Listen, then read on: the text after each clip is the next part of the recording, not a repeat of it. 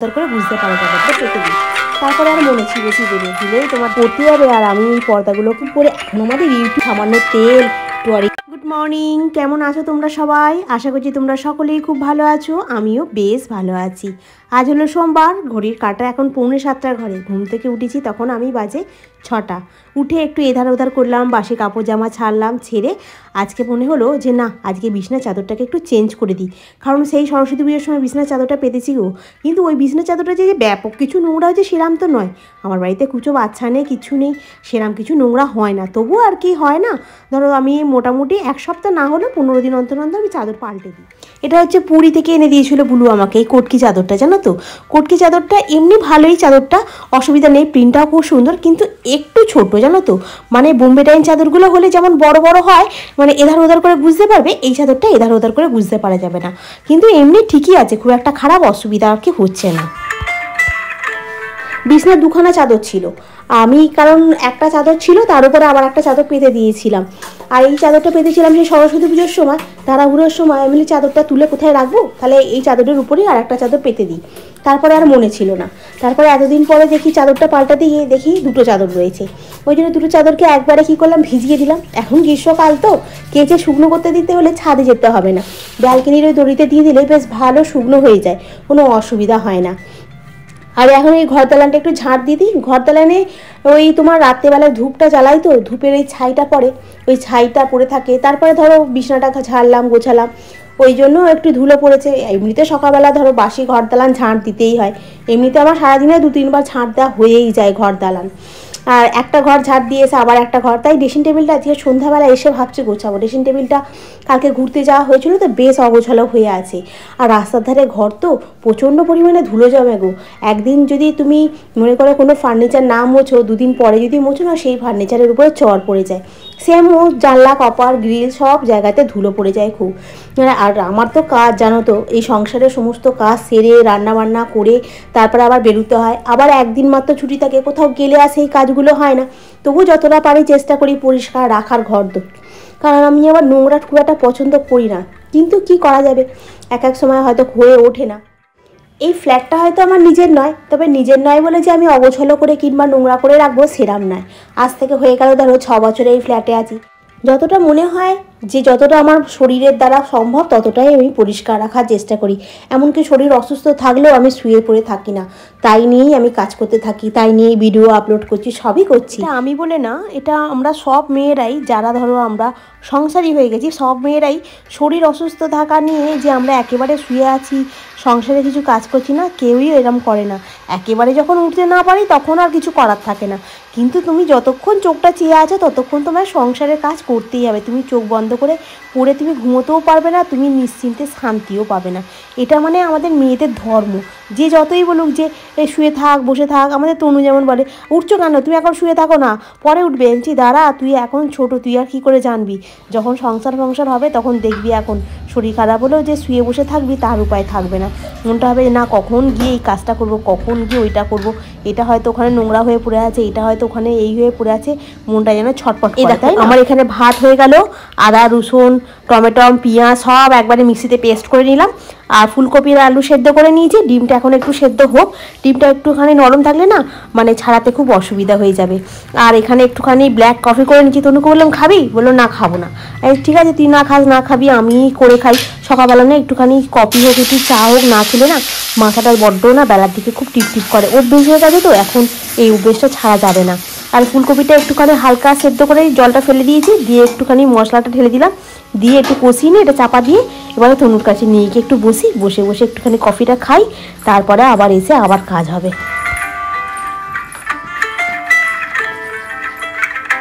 Good morning. আমি একটু মানে ডিম দিয়ে তেল দিয়ে করি। তনু বলেছিল না এরমভাবে করবে না, ডিমটা ভালো করে গুলে নেবে পেঁয়াজ লঙ্কা দিয়ে ভালো করে চাটুতে তেলটাকে একটুখানি ব্রাশ দিয়ে মাখিয়ে ডিমটা ঢেলে দেবে, দিয়ে তারপরে পাউরুটিটাকে বসিয়ে দেবে, দিলেই তোমার ডিম টোস্ট হয়ে যাবে। দেখো এটা তনুর মানে টিফিন হলো আজকে। দিয়ে আলু দিয়ে ডিম দিয়ে ঝোল, এটা আমার টিফিনে যাবে। বাটার দিয়ে 4 পিস নিয়ে নিয়েছি এখানে। আর এখানে টিফিন নেবে রেখেছি, গুছিয়ে নেবো। হ্যাঁ তনু বেরোচ্ছে, পড়তে বেডে পড়েছে। টাটা। 200 টাকাটা নিলে লকুন্দরা নিয়ে আসবে মনে করে, ঠিক আছে? গুড ইভিনিং বন্ধুরা, সন্ধ্যাবেলা বাড়ি এসেছি। তনু পড়তে গেল। এখন বাড়িতে এসে তনু আমাকে একটুখানি কফি করে দিয়েছে, দিয়ে খেলাম। খেতে বসেছিলাম, বসে একটু এডিট করছিলাম। আর আজকে সকালবেলা তো আমি প্রচুর কেটেছি বলছি, দেখো কেচেছি জামা কাপড়, মানে চাদর থেকে আরম্ভ করে সব। আর দেখো প্রত্যেকটা, বলছি না চাদরগুলো এখন কেচে দিলে কি হয়, খুব তাড়াতাড়ি শুকনো হয়ে যায়, মানে কোনো অসুবিধা হয় না। আর এইখানে যে লাইটটা জ্বালাবো, তো এইখানে এই যে ঝিং ঝিং লাইটটা জ্বলে উঠবে, ওই জন্য দাঁড়াতে পারি না। আর এখানে দুটো আমি লাগিয়ে রেখে দিয়েছি, মানে দড়ি খাটিয়ে রেখে দিয়েছি বলে আমার খুব সুবিধা হয়েছে। মানে এখন এইখানে দিয়ে দিলে, মেলে দিলেই ব্যাস, একদম খালি কাঁচার অপেক্ষায়, ঝটঝট করে সব শুকনো হয়ে যায়।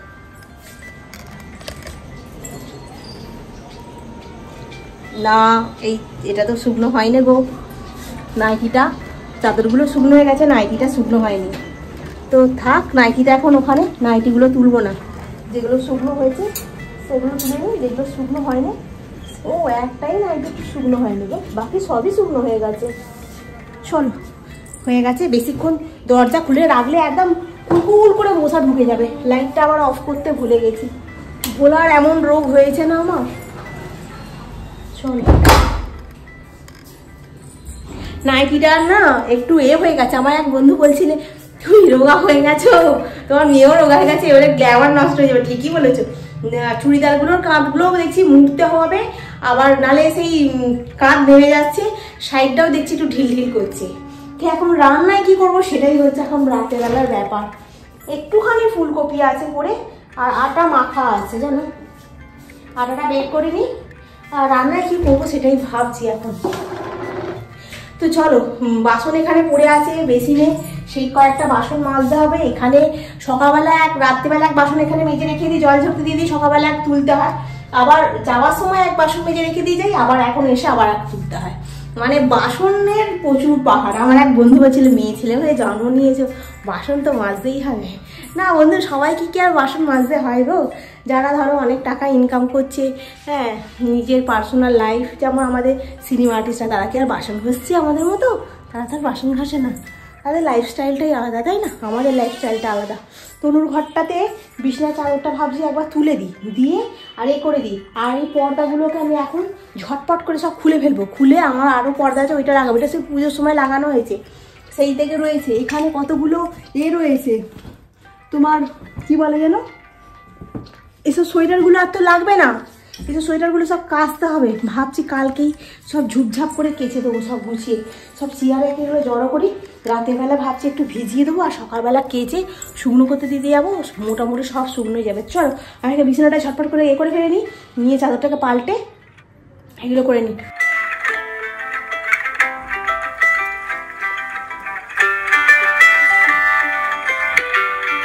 অনেকদিন ধরে ভাবছি পর্দাগুলো পাল্টাবো, কিন্তু সকালবেলার দিকে আমার একেবারেই সময় হচ্ছিল না। আজকে ওর জন্য আমি ঠিক করেই রেখে দিয়েছিলাম যে তনু পড়তে যাবে, আর আমি এই পর্দাগুলোকে চেঞ্জ করে নেবো, ও বিছনাটাকেও পরিষ্কার করে পেতে নেবো।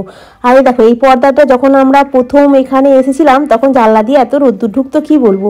তখন এই পর্দাটা আমরা ফ্লিপকার্ট থেকে অর্ডার দিয়ে কিনেছিলাম। ওইটাও ফ্লিপকার্ট থেকে অর্ডার দিয়ে কিনা, কিন্তু এই পর্দাটা দেখি অনেকের বাড়িতে লাগানো থাকে, আর পর্দাটা দেখতেও খুব সুন্দর। এটা অনেক রকমের কালার হয়, তবে আমাদের এই কালারটা তনুর খুব পছন্দের। বেশ ভালো করে টাঙিয়ে দিলাম ওর ঘরে বিছানার চাদরটাকে পাল্টে, বইগুলোকে সুন্দর করে গুছিয়ে দিলাম।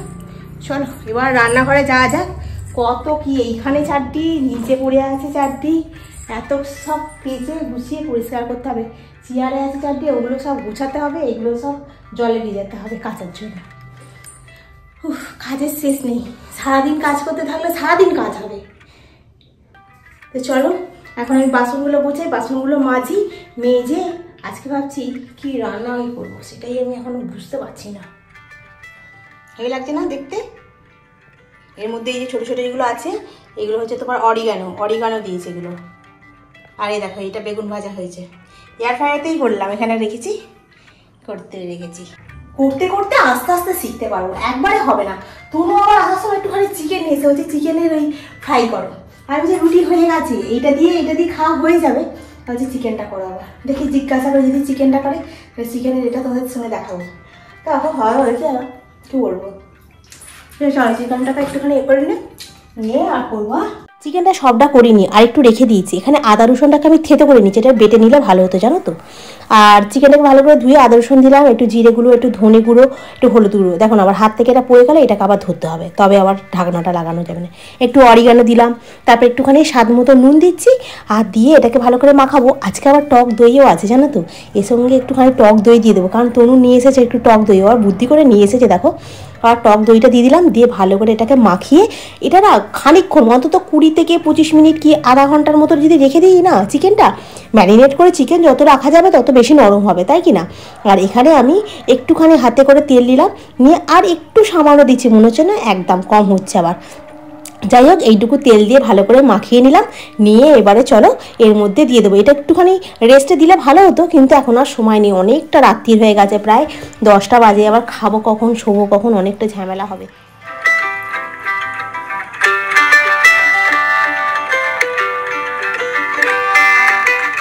এগুলো তো ইলেকট্রিক জিনিস, তো এগুলো একটুখানি পড়ে পড়ে দেখে আস্তে আস্তে করে ইউটিউব করে, এখন আমাদের ইউটিউব হয়ে অনেকটা সুবিধা হয়ে গেছে, তাই না। মানে আমাদের যা কিছু প্রবলেম আমরা ইউটিউবে সার্চ করলেই এখন পেয়ে যাই। সেই জন্য আমি একটু ইউটিউব করলাম, সব কিছুটা করে দেখলাম আলু ভাজাটা আজকে একদম পারফেক্ট হয়েছে। সেদিবারে যেমন হয়েছিল আলুটাকে কেটে দিয়েছিলাম, আর না ওরম করে দিলে হবে না, আলুটাকে কেটে ভালো করে ধুয়ে তাকে কাপড় দিয়ে মুছে, তারপরে নুন হলুদ একটু সামান্য তেল, একটু অরিগ্যানো, একটু গোলমরিচের গুঁড়ো সব দিয়ে তারপরে তোমাকে ফ্রায়ারের ভিতর দিতে হবে। আর তারপর টাইম সেট করে দাও, টাইম সেট করে দিলে তোমার তারই মধ্যে হয়ে যাচ্ছে। এটা যেমন আমি একটু টাইম সেট করে দিলাম।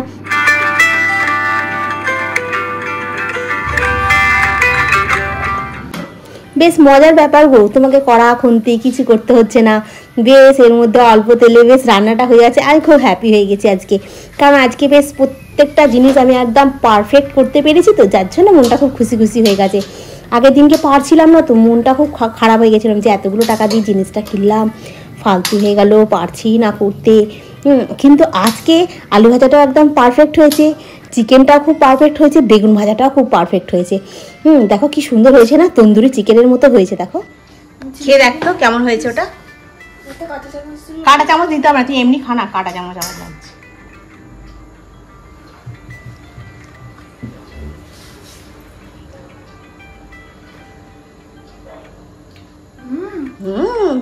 ভালো আছে না, পছন্দ হয়েছে চিকেন বিনা তেলে। মাছ ভাজা রাখবে, তুই খেতে পারবি। এখন এই জায়গাটাকে এখন পরিষ্কার করতে হবে। আমি ওই এটা কিনে নেব, আমি দেখেছি একটা ব্লগেতে কি পেপার দিচ্ছে, যে কে যে হয় না পেপার, ওই পেপার দিচ্ছে। তো চলো আস্তে আস্তে করে আমি নিশ্চয়ই ঠিক শিখে যাবো একদিন ভালোভাবে করতে, তখন অতটা অসুবিধা হবে না। তো আজকের ব্লগটা আমি এখানেই শেষ করছি, নেক্সট ব্লগে আবার তোমাদের সঙ্গে দেখা হবে। তোমরা খুব ভালো থেকো, সুস্থ থেকো, খুব সাবধানে থেকো। Good night. আবার নেক্সট ব্লগে তোমাদের সঙ্গে দেখা হবে।